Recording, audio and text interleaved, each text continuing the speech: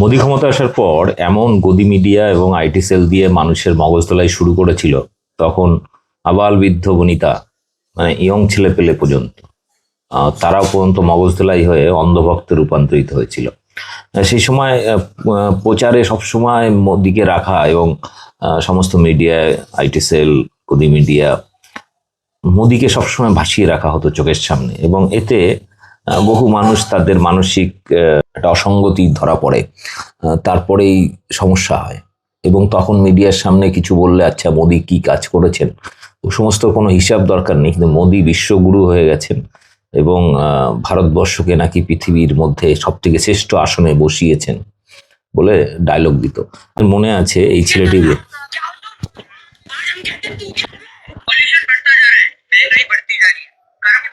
America क्या कहता था, क्या हो तुम? आज हम कहते तू क्या है? पॉल्यूशन बढ़ता जा रहा है, महंगाई बढ़ती जा रही है, करप्शन बढ़ता जा रहा है। दिल्ली का अमेरिका क्या कहता था, क्या हो तुम? आज हम कहते तू क्या है? पॉल्यूशन बढ़ता जा रहा है, महंगाई बढ़ती जा रही है। এই ছেলেটাই এখন আবার ভিডিও করছে নেশা কেটে যাওয়ার পর। 2026-এ এসে নেশা কেটে গেছে এবং সে বিজেপি সরকারের বিরুদ্ধে ভিডিও করছে।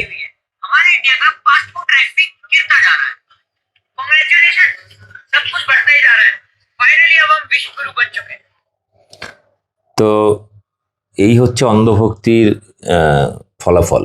অর্থাৎ 10 বছর লেগে গেছে, 10-12 বছর লেগে গেছে কিছু মানুষের বুঝতে যে নরেন্দ্র মোদী দেশটাকে বিশ্বের দরবারে সব থেকে নিচে নামিয়ে এনেছে, হাসি ঠাট্টা করছেন। আপনারা দেখেছেন সম্প্রতি অনেকগুলো বিদেশ সফরে গিয়ে সেখানে নরেন্দ্র মোদীকে নিয়ে হাসি ঠাট্টা তামাশা করেছে। এখানে এপস্টিন ফাইল থেকে শুরু করে বিভিন্ন জায়গায় তার নাম এসেছে এবং সেটা নিয়ে গদি মিডিয়া চুপ।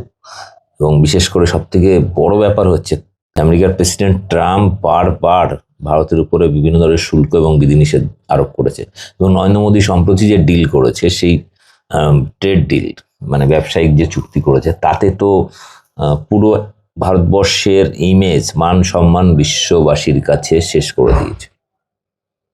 এরপরেও যাদের অন্ধভক্তি এখনো কাটেনি, তাদেরকে এরপরেও যারা আজকের দিনের স্বপ্ন দেখছেন, তো তাদেরকে বলবো ভাই ভালো মানসিক ডাক্তার দেখান, কারণ আপনার এই অসুস্থতার দায়ভার আমরা নেব না, সাধারণ ভারতবাসীরা নেব না। যাই হোক, এই ভিডিওটি ছোট্ট করে করলাম, ভিডিওটি অবশ্যই শেয়ার করবেন।